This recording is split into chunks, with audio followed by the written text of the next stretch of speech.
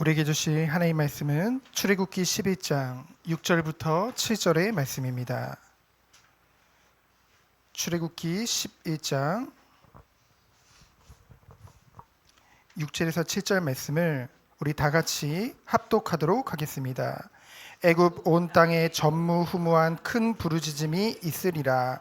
그러나 이스라엘 자손에게는 사람에게나 짐승에게나 개 한 마리도 그 혀를 움직이지 아니하리니 여호와께서 애굽 사람과 이스라엘 사이를 구별하는 줄을 너희가 알리라 하셨나니. 이번 주 우리에게 주신 말씀의 제목은 여호와께서 구별하는 줄을 너희가 알리라입니다. 벌써 2023년 마지막 날입니다. 그리고 마지막 주일 예배죠. 마지막이라고 하지만은 사실은 새로운 시작입니다. 2024년을 이제 시작하는 이 시점에서 주님이 우리에게 오늘 제목만 봐도 새해는 정말 하나님께서 이 은혜 안에서 우리를 인도하시겠구나, 그런 하나님의 뜻을 알게 되어집니다. 누가 구별하신대요? 여호와께서 구별하는 줄을 너희가 알리라. 먼저 우리에게 알게 하시겠다는 약속인 것이죠.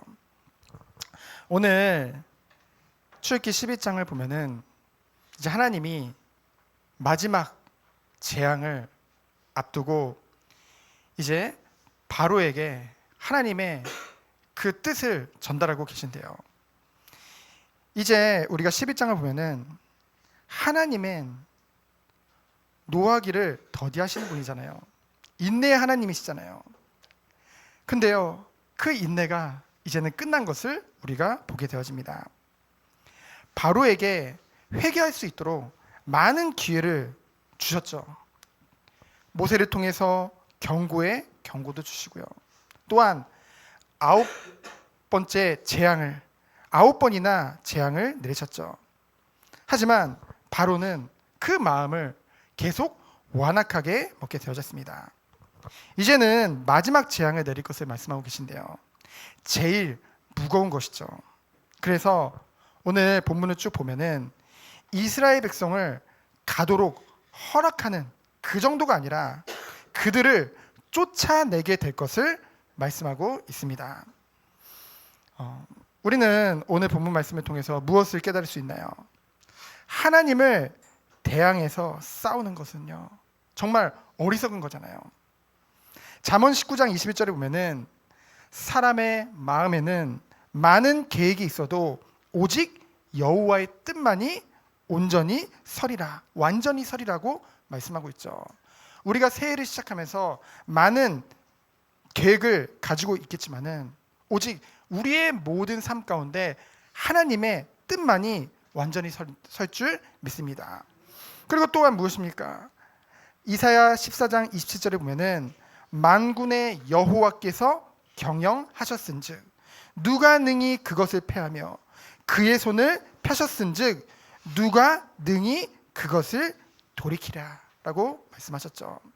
하나님이 모든 것을 주관하신 줄 믿습니다. 근데요, 이 바로는 이 사실을 알지 못했어요. 바로 스스로는 그 당시에 최고 강대국의 통치자잖아요. 얼마나 힘이 있다고 스스로 생각했을까요?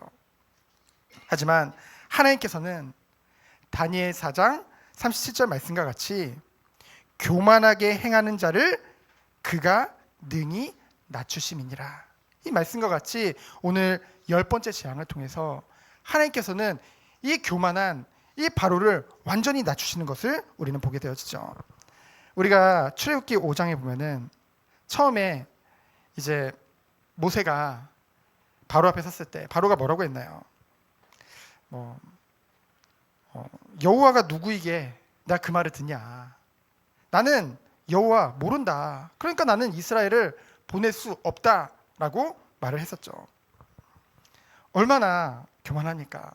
그런데요, 그 모든 행위들이 그 이후에 9번째 재앙이 오기까지 끝까지 마음을 완악하게 먹고 돌이키지 않았던 그 바로의 이 일들을 통해서 도리어 뭐예요? 하나님의 심판의 때가 가득 찼음을 우리는 보게 되어졌죠. 그래서요, 하나님께서는요, 물론 죄인들에 대해서 끊임없이 인내하시지만은 그 한계 또한 분명히 있다는 것입니다. 끝까지 인내하시는 게 아니에요. 그 자비로우신 그 기다림을 어떻게 했어요? 바로는 계속 이용하고 거짓말하고 잘못한 척했다가 다시 약속을 지키지 아니하고 계속 반복했죠. 그래서 결국은 그에게 기다리고 있는 것은 무엇이었어요? 철저한 멸망이 기다리고 있었다는 것이죠. 그것이 오늘 본문의 말씀입니다. 그럼 첫 번째로 하나님께서 우리에게 주시는 말씀입니다. 출애굽을 준비하라고 하십니다. 출애굽은 뭔데요? 애굽의 노예가 아니잖아요. 이스라엘 백성은 하나님의 백성이잖아요. 그런데요, 애굽에 세상에 자신들도 모르게 노예화 되어졌다는 것이죠. 그 증거가 무엇입니까? 세상의 것들이 모든 것인 줄 알고 살아가요. 하나님과 하나님의 은혜는 잊고 살아갑니다. 그 증거가 무엇입니까? 예배가 없어졌었어요. 제사가 없었습니다. 이스라엘 백성에게요. 400년 동안이나 형식적인 거 있었을지 모르지만은 실제로 하나님 앞에 드려지는 그런 참된 예배가 없었다는 것이죠. 이제는 하나님께서는 1절로 3절에 보면은 한 가지 재앙을 말씀하십니다. 이것은 이제껏 그냥 왔던 재앙들도 굉장히 무서운 재앙들이었지만은 그것과는 차원이 다른 최종 심판을 예고하고 있죠. 그래서 뭡니까? 이제는 내보내리라. 그 정도가 아니라 너희를 쫓아내리라. 여러분, 쫓아낸다는 의미가 뭔지 좀 와닿습니까? 그런 거죠. 너무 괴로운 거예요. 너무 힘든 거예요. 보기도 힘든 거예요. 그러니까 내쫓는 거죠. 그렇죠? 제발 나가줘 이러고.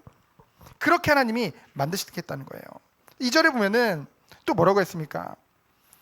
각기 이웃들에게, 그 애굽인들에게 은금 패물을 구하게 하신다고 하셨죠. 어떤 신학자들은요, 이 장면을 보고 야, 하나님이 애굽인들을 협박해서 뺐냐 라는 말을 하는데요. 그 의미가 아니죠. 출애굽기 3장 21절 22절에 보면은 분명히 하나님께서 말씀하셨습니다. 은금을 다 가지고 나올 것을 말씀하셨죠. 그리고 창세기 15장 14절에도 아브라함에게 언약하셨어요. 큰 재물을 이끌고 너희 후손들이 나오리라. 애굽의 존된 곳에서 그것을 말씀하셨죠. 그것을 온전히 성취하신 것을 우리는 볼 수 있습니다. 근데 3절을 보면은요, 이것이 위협과 강압적으로 빼앗은 것이 아니라 그들이 정말로 마음에 우러나와서 애굽인들이 이 이스라엘 백성들에게 자신들의 은금 패물을 줄 수밖에 없는 그런 상황을 우리는 볼 수 있죠. 하나님께서 은금 패물을 구하라고 명령하신 이유가 무엇일까요? 첫 번째로는 하나님께서 이스라엘이 이제껏 피해를 받았잖아요. 노예가 아닌데 애굽의 노예로 살았단 말이에요. 그러니까 애굽인들이 부당 이득을 이 이스라엘 백성들을 통해서 이제껏 취했던 거예요. 그것에 대한 이제까지 애굽에서 당한 그 고통의 대가를 받도록 하기 위해서 그 노동에 의한 정당한 품삯을 요청하는 것이죠. 여러분, 때로는 살다 보면은 저도 이것에 좀 민감해질 때가 있는데요. 뭔가 우리가 손해 보는 것 같고, 그렇죠? 뭔가 살다 보면은 우리가 더 좀 부당한 대우를 받는 것 같고, 때로는 억울한 일도 생길 때도 있고요. 근데요, 하나님의 시간표가 되면은요, 하나님의 때가 되면요, 우리가 계산할 필요 없어요. 하나님께서 모든 것을 보장하시고 모든 것을 그 피해받은 모든 것들을 다 대가를 치르실 줄 믿습니다. 우리는 그것을 보면서 하나님을 바라보면서 나가는 것이죠. 그러면서 두 번째로는 어떤 의미가 있나요? 이스라엘은 이제는 애굽에 속한 노예된 민족이 아니라는 거예요. 비록 이스라엘이 직접 싸운 건 아니죠. 하나님이 싸우셨죠. 하지만 애굽을 상대로 이긴 승전 국가라는 것이죠. 그래서 정당한 그 전리품을 취할 수 있는 그런 의미를 가지고 있는 것입니다. 그래서 두 번째는 마지막으로는 무엇입니까? 나중에 이 은금 패물을 가져다가 출애굽해서 광야에서 여호와께 드려서 성막을 짓기 위함이죠. 오직 하나님 중심으로 하나님만 바라보며 오직 하나님 말씀 따라서 인도받는 그 성막을, 그 하나님 나라의 모형을 짓는 그것에 드리기 위함입니다. 그래서 하나님께서는 이 모든 것을 허락하신 것이죠. 그래서 결국은 3절에 보면은 뭡니까? 여러분, 성도의 견인이라고 하십니까? 보통 견인에는 두 가지 뜻이 있어요.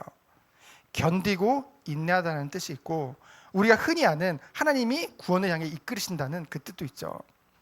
근데 우리가요, 성도는요, 분명히 성경에 보면은 모든 것이 잘 될 거다, 모든 것에 복 받을 것이다, 그렇게 말씀하고 있지 않아요. 살다 보면은 이런 문제 저런 문제 있을 수 있다. 그리고 정말로 살다 보면은 억울한 일, 힘든 일 있을 수 있다.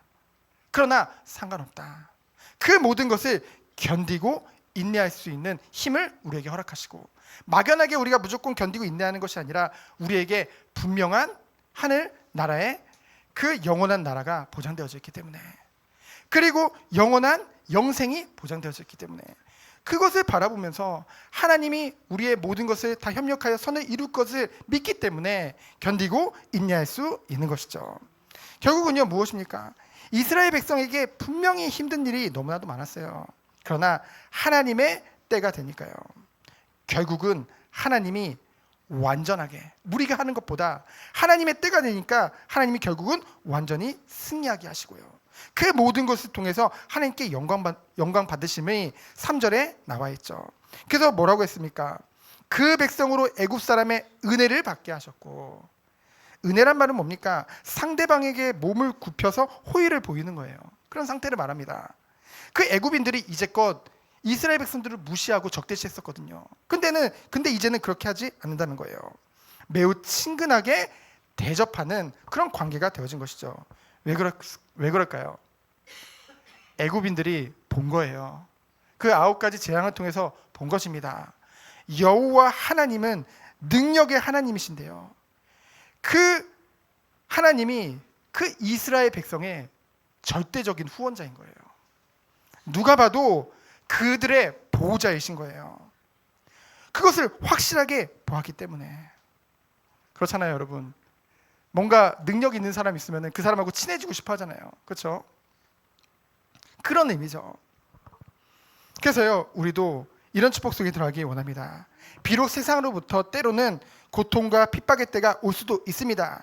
하지만 궁극적으로는 하나님이 우리를 존귀케 하실 것이고, 영광 받으시며 또한 영광을 받을 수밖에 없는 그 완전한 승리 가운데로 우리를 인도하실 줄 믿습니다.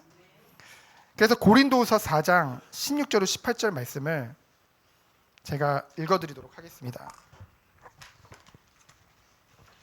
고린도후서 4장 16절로 18절에 보면은, 그러므로 우리가 낙심하지 아니하노니 우리의 겉사람은 낡아지나 우리의 속사람은 날로 새로워지도다. 우리가 잠시 받는 환난에 경한 것이 지극히 크고 영원한 영광 중에 중한 것을 우리에게 이루게 함이니, 우리가 주목하는 것은 보이는 것이 아니요 보이지 않는 것이니, 보이는 것은 잠깐이요 보이지 않는 것은 영원함이니라.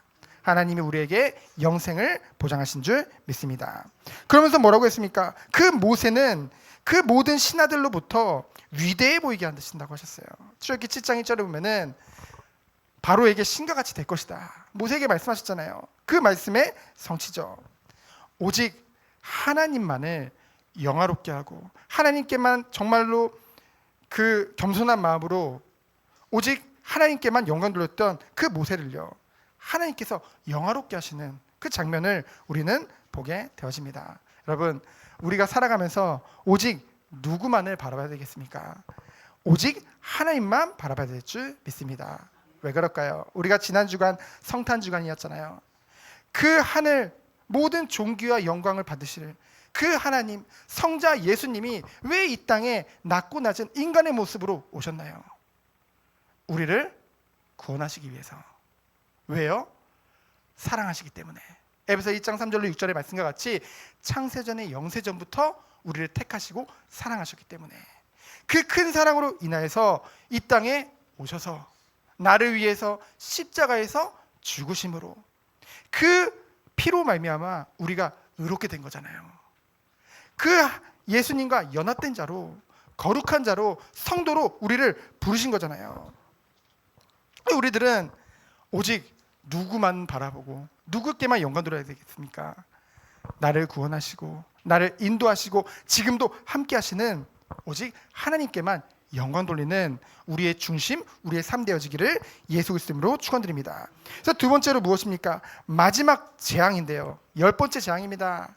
근데 이 10번째 재앙을 예고하시는데요. 이것은 이제껏 모세나 이 아론을 통해서 간접적으로 하나님이 명하시고 그 일을 행하신 것이 아니라 이제는 하나님이 직접 내려가셔서 그것을 수행하시라고 말씀하십니다. 그러면서 밤중에 일을 행하신대요. 여러분, 밤중에 뭔가 어두우면 두렵잖아요. 특별히 9번째 재앙이 뭐였나요? 흑암이었잖아요. 어두움이었잖아요. 근데요, 그 밤중에 하나님의 사자가 온다는 거죠. 그래서 예고하십니다. 그래서 뭐라고 말씀하십니까? 5절에 보니까 애굽 땅의 모든 처음 난 것들, 왕위에 있는 그 장자로부터 맷돌 뒤에 몸종까지, 그리고 가축에 처음 난 모든 것들을 다 죽게 될 것을 말씀하고 있죠. 여러분, 장자의 의미를 아십니까? 지금도 장자는 중요하잖아요. 이 동양에서는. 이 장자는요, 이 성경에 보면은 매우 귀중합니다. 장자는요, 가문의 혈통을 잇는 계승자예요. 뭐 우리나라에서도 그래서 뭐 대를 잇는다, 뭐 대가 끊어졌다 그런 말을 하잖아요. 그리고 뭐 5대 독자 뭐 이런 것도 있고요. 3대 독자도 있고. 그리고 이 장자는요, 하나님 앞에서 한 가정의 대표예요. 그래서 형제 중에도 지도자적인 지위를 보장받았죠. 그래서 같은 형제들끼리도 서로 그 장자에게 존대하고요. 또 재산도 갑절을 받게 되고요. 모든 것에 우선권을 가지고 있는 것이 바로 장자입니다. 그만큼 귀한 게 장자예요. 그런데요, 이렇게 중요한 이 장자를 처음 난 것을 하나님이 직접 재앙을 내리셔서 벌하신다는 선포입니다. 몇몇을 이제까지 그냥 뭐 우박에도 맞아 죽기도 하고요, 병 걸려 죽기도 하고요, 그랬잖아요. 근데 이제는 몇몇을 죽이는 것이 아니라 애굽 전체를 향한 하나님의 저주와 심판이 있을 것을 말씀하고 있죠. 왕위부터 맷돌이라는 말은 뭡니까? 그럼 맷돌은요, 쉬지 않고 돌려야 돼요. 그래서 굉장히 힘듭니다. 굉장히 고된 일이에요. 그래서 주로 노예나 포로들, 잡혀온 노예나 포로들이 그 일을 했거든요. 삼손이 두 눈이 뽑혀가지고 그 맷돌을 이렇게 돌렸잖아요. 그렇죠?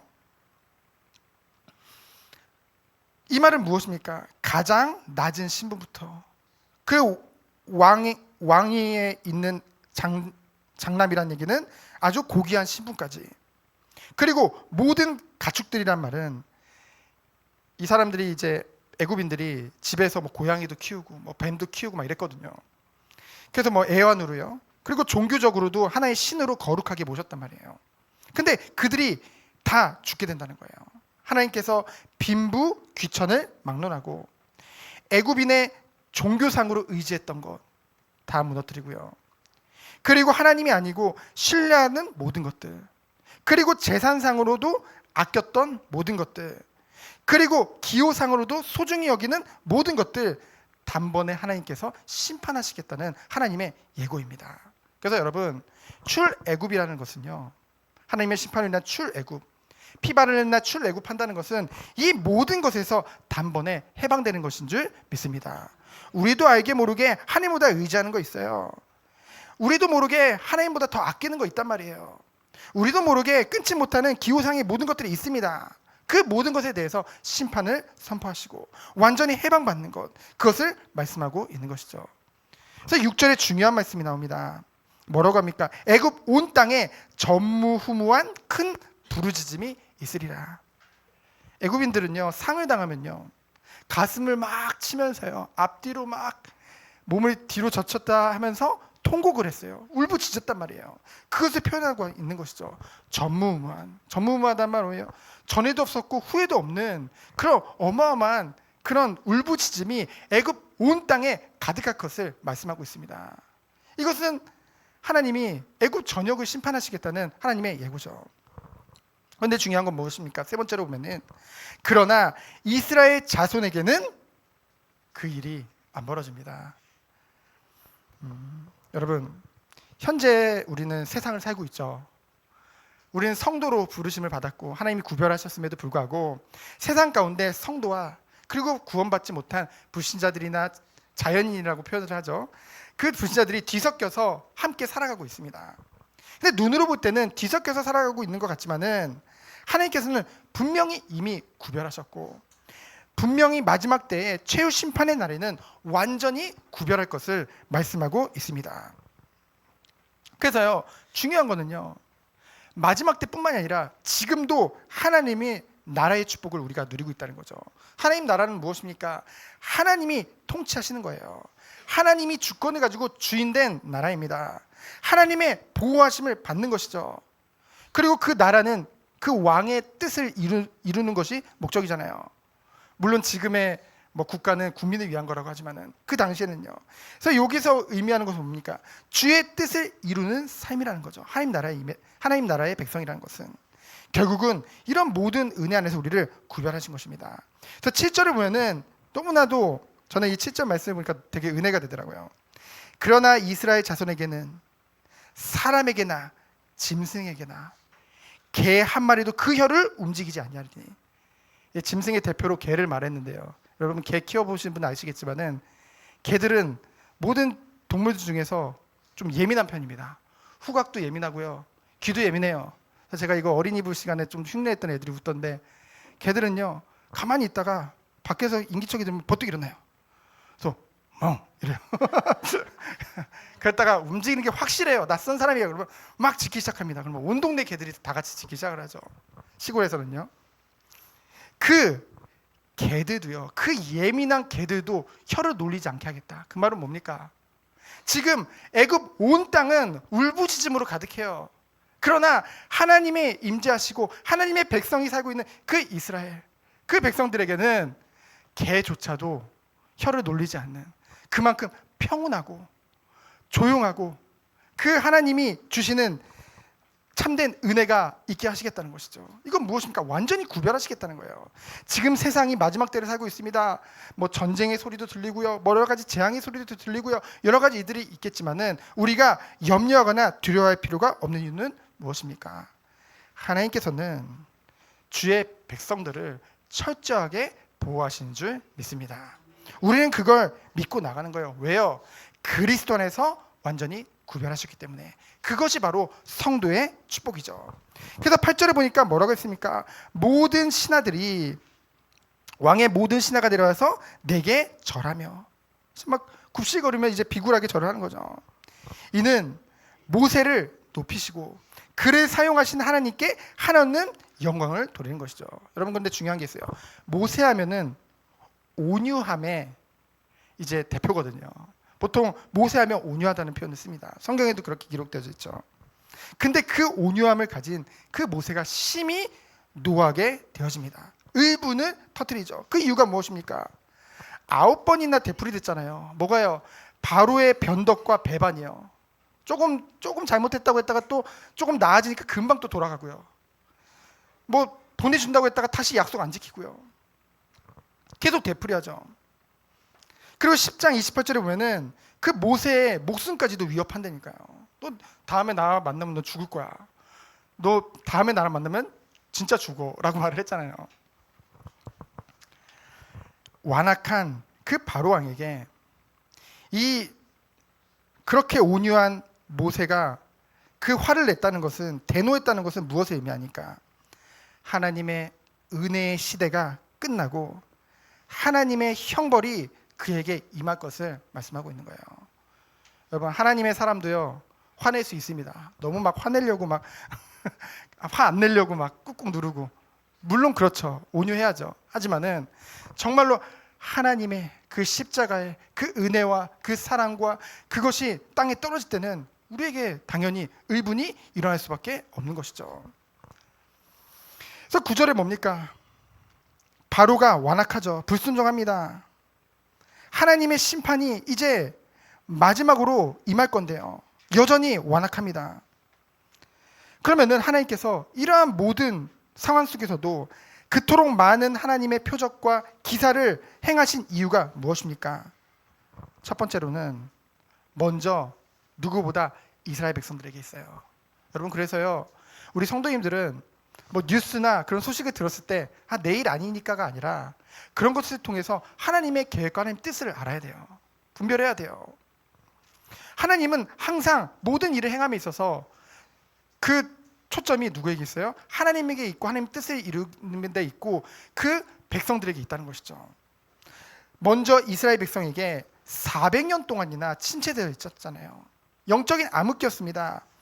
그들에게 이러한 모든 과정들을 통해서 여호와를 향한 그 사랑과 그 경외하는 그 마음이 회복시키기 위함이었던 것이죠. 두 번째는 또 뭡니까? 여호와의 이 구원 사역들이요. 정말 이런 재앙들을 통해서 심판들을 통해서 그 다음 세대 후대들에게 이 하나님 살아계심을 전하기 위해서. 그래서 마지막 세 번째는 무엇입니까? 여호와의 이름이 온 세상에 전파되게 하기 위해서. 이것이 우리 모든 선도님들을 부르신 목적이요 사명이요 교회를 세우신 이유인 줄 믿습니다. 그래서 결론은 무엇입니까? 2023년 우리가 시작했을 때가 기억이 나나요? 정말 얼마 안 된 것 같아요. 그렇죠? 근데 벌써 마무리할 때가 왔습니다. 2023년도에도 시작할 때 우리가 설레임 반, 기대 반, 걱정 반, 이런 반반반 넘었는데 어쨌든 그런 마음으로 시작했잖아요. 근데요, 지나온 여정을 한번 생각해 보세요. 우리가 정말로 생각했던 것보다 더욱더 완전한 길로 하나님이 더 좋은 길로 인도하셨다는 것을 고백할 수밖에 없죠. 찬양의 가사와 같이요. 그러면은 2024년도 하나님께서는 오늘 말씀하고 있습니다. 너희의 구별됨을 알리라. 하나님이 우리에게 말씀하고 계십니다. 먼저 너희가 알리라. 하나님께서는 말씀 중심으로 예배 중심으로 우리가 온전한 주님의 백성으로 부르심을 받았음을 더욱더 알게 하시고 인도하실 줄 믿습니다. 그래서 새 일을 행하실 2023년을 기대하시면서 온전히 주님께만 영광 돌리는 우리 모든 선도님들 되어지기를 예수 그리스도 이름으로 축원드립니다. 시간 기도합니다. 하나님 감사합니다. 주님만을 온전히 바라보며 주님께만 영광 돌리는 우리 모든 선님들로 주께서 축복하여 주옵소서. 살아계신 예수 그리스도 이름으로 기도합니다. 아멘.